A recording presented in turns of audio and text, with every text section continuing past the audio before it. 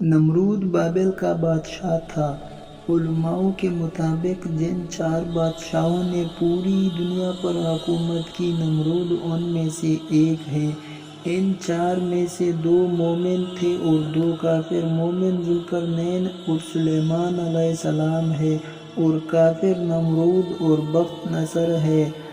نمرود مسلسل 400 سال تک بادشاہ رہا۔ اس نے سرکشی اور ظلم تکبر کا راستہ اختیار کیا اور آخرت کی بجائے دنیا کا حصول پیش نظر رکھا۔ جب حضرت ابراہیم علیہ السلام نے اسے اللہ وحدہ لا شریک کی عبادت کی دعوت دی تو اس نے جہالت اور گمراہی کی وجہ سے خالق کا انکار کر دیا۔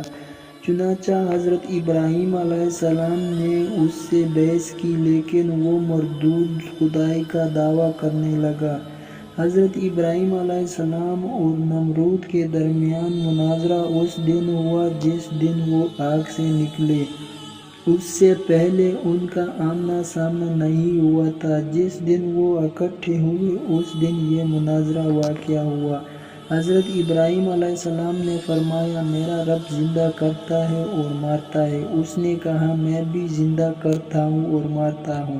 اپنی بات کو ثابت کرنے کے لیے اس جاہل نمرود نے 2 قیدی منگا کر بے قصور کو مار ڈالا اور قصوروار کو چھوڑ دیا اور کہا کہ دیکھا، میں جس کو چاہوں مارتا ہوں اور جسے چاہوں نہیں مارتا ہوں۔ اس طرح سب کو فریب دینے کی کوشش کی۔ اس نے ایک کو موت دے دی اور دوسرے کو زندہ بخش دی۔ اس کا یہ عمل حضرت ابراہیم علیہ السلام کی دلیل کا جواب نہیں تھا اور نہ ہی اس کا موضوع مناظرہ سے کوئی تعلق تھا، بلکہ یہ ایک بیکار بات تھی جس سے ظاہر ہوا ہے کہ اس کے پاس کوئی دلیل نہ تھی۔ حضرت ابراہیم علیہ السلام نے جو دلیل پیش فرمائی تھی وہ یہ تھی کہ جانداروں کا جینا مرنا عام مشاہدے کی چیز ہے، کیونکہ یہ واقعات خود بخود پیش نہیں آ سکتے، لہٰذا ضرور کوئی ایسی ذات موجود ہے جس کی معیشت کے بغیر ان اشیاء کا وجود میں آنا محال ہے۔ لازمی ہے کہ ان واقعات کا کوئی فاعل ہو جس نے انہیں پیدا کیا، انہیں اپنے نظام کا پابند کیا جو ستاروں اور ہوا و بادلوں کو ایک جگہ سے دوسری جگہ لے جاتا ہے اور بارش برساتا ہے، ان جانداروں کو پیدا کرتا ہے جو ہمیں نظر آتے ہیں اور پھر ان کو موت درکنار کرتا ہے۔ اسی دلیل پر حضرت ابراہیم علیہ السلام نے فرمایا کہ میرا پروردگار تو وہ ہے جو پیدا کرتا ہے اور مارتا ہے، لیکن اس جاہل بادشاہ نے جو کہا کہ میں بھی زندہ کر سکتا ہوں اور مار سکتا ہوں، اگر اس کا مطلب یہ ہے کہ یہ نظر آنے والے کام اس کے کنٹرول میں ہیں تو یہ سراسر ضد اور ہٹ دھرمی کا اظہار ہے، اور اگر اس سے مراد قیدیوں کا واقعہ تو اس کا حضرت ابراہیم علیہ السلام کی پیش کردہ دلیل سے کوئی تعلق ہی نہیں، پس وہ دلیل کے مقابل دلیل پیش نہ کر سکا۔ چونکہ بحث میں نمرود کی شکست کیا، یہ پھلو ایسا جو کہ حاضرین یا دوسرے لوگوں میں سے بہت افراد کی سمجھ میں آنے والا نہیں تھا، اس لیے حضرت ابراہیم علیہ السلام نے ایک اور دلیل پیش کر دی اور اسے سب کے سامنے لاجواب ہونا پڑا۔ ارشاد باری تعالیٰ ہے، ابراہیم نے کہا کہ اللہ تو وہ ہے جو سورج کو مشرق سے نکالتا ہے، لہٰذا تو اسے مغرب سے نکال دے، یعنی یہ سورج روزانہ مشرق سے نکلتا ہے جسے اس کو پیدا کرنے والا اور چلانے والے نے مقرر رکھا ہے۔ اگر تو زندگی اور موت کا مالک ہے جیسا کہ تیرا دعویٰ ہے کہ تو زندہ کرتا ہے اور موت دیتا ہے، تو اس کو مغرب سے لے آ، کیونکہ جس کے ہاتھ میں یہ زندگی اور موت کا اختیار ہے وہ جو چاہے کر سکتا ہے، اسے نہ منع کیا جا سکتا ہے اور نہ مغلوب کیا جا سکتا ہے، بلکہ وہ ہر چیز پر غالب ہوتا ہے اور ہر چیز اس کے حکم کی پابند ہوتی ہے۔ اگر تیرا دعویٰ سچا ہے تو یہ کام کرو، ورنہ ثابت ہو جائے گا کہ تیرا دعویٰ غلط ہے اور یہی حقیقت ہے، اور ہر شخص جانتا ہے کہ تو یہ کام نہیں کر سکتا۔ تو اس قدر عاجز ہے کہ ایک مچھر بھی پیدا نہیں کر سکتا۔ اس طرح حضرت ابراہیم علیہ السلام نے اس کا جاہل اور عاجز ہونا واضح فرما دیا، لہٰذا اس کے پاس کہنے کو کچھ نہیں تھا اور اس کا منہ بند ہو گیا۔ یہ سن کر کافر ششدر رہ گیا، اور اللہ بے انصافوں کو ہدایت نہیں دیا کرتا ہے۔ نمرود نے اشیاء خوردنی کا انتظام اپنے ہاتھ میں رکھا تھا، لوگ غلہ لینے کے لیے اس کے پاس جاتے تھے۔ حضرت ابراہیم علیہ السلام بھی دوسروں کے ساتھ غلہ لینے گئے۔ اس نے حضرت ابراہیم علیہ السلام کو غلہ دینے سے انکار کر دیا۔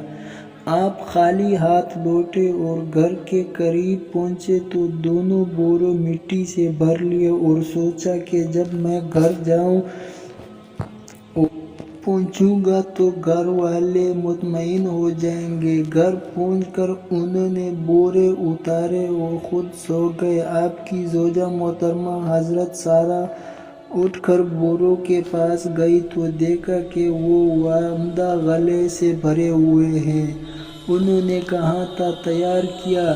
جب حضرت ابراہیم علیہ السلام بیدار ہوئے تو دیکھا کہ کھانا تیار ہے۔ انہوں نے پوچھا، یہ کھانا کہاں سے آیا ہے؟ زوجہ محترمہ نے فرمایا کہ جو آپ لائے تھے اسی سے تیار کیا ہے۔ حضرت ابراہیم علیہ السلام سمجھ گئے کہ یہ اللہ پاک نے معجزانہ طور پر عطا فرمایا ہے۔ نمرود و مردود ہر بار توحید کی دعوت کو قبول کرنے سے انکار کرتا رہا۔ بالآخر بولا، تو اپنے لشکر جمع کر لے، میں اپنے لشکر جمع کرتا ہوں تاکہ تیرے خدا کے ساتھ میرا مقابلہ ہو۔ حضرت ابراہیم علیہ السلام نے فرمایا، اے مردود، تو اپنا لشکر جمع کر، میرا خدا کن فیکون میں جمع کرے گا۔ تب وہ مردود مشرق و مغرب کی فوج کو جمع کرنے میں لگ گیا۔ حضرت ابراہیم علیہ السلام نے آخری بار بھی اس کو ہدایت کی دعوت دی، لیکن اس مردود نے کہا کہ مجھے تیرے خدا کی کچھ حاجت نہیں۔ اس وقت حضرت ابراہیم علیہ السلام نے دعا مانگی کہ اے مالک، یہ ملعون نافرمان تیرے ساتھ مقابلہ کرنا چاہتا ہے، اس کو ہلاک کر۔ تیری مخلوق میں مچھر ادنیٰ اور ضعیف ہے اور کئی جانوروں کی خوراک بنتا ہے۔ میں تیری رحمت سے اس مچھر کو مانگتا ہوں کہ وہ اس مردود کا خاتمہ کرے۔ پس ان کی دعا قبول ہوئی۔ نمرود نے اپنے فوج کو میدان میں اکٹھا کیا اور حضرت ابراہیم علیہ السلام سے کہا کہ اگر تیرا خدا چاہیے تو زمین کی حکومت میں ہم سے چھین لے، مگر اس سے پہلے میری فوج کا مقابلہ کرے۔ حضرت ابراہیم علیہ السلام نے اس سے کہا کہ مردود، دیکھ، میرے خدا کی فوج آ گئی ہے۔ نمرود نے دیکھا کہ مانند ابر سیاہ ہوا پر کچھ چلا آتا ہے۔ یہ دیکھ کر لشکر میں ہلچل مچ گئی، مچھروں کا شور پھیل گیا اور اس مردود کا سارا جوش و خروش جاتا رہا۔ یوں اللہ پاک نے اس لشکر پر مچھر مسلط کر دیے۔ انہوں نے ان کا گوشت اس طرح کھا لیا کہ صرف ہڈیاں باقی رہ گئی۔ ایک مچھر اس پلید نمرود کے ناک میں گھس گیا اور دماغ میں جا کر اس کا مغز کھانے لگا۔ مردود اس عذاب میں گرفتار ہوا کہ جس کا چارہ کچھ نہ ہو سکا۔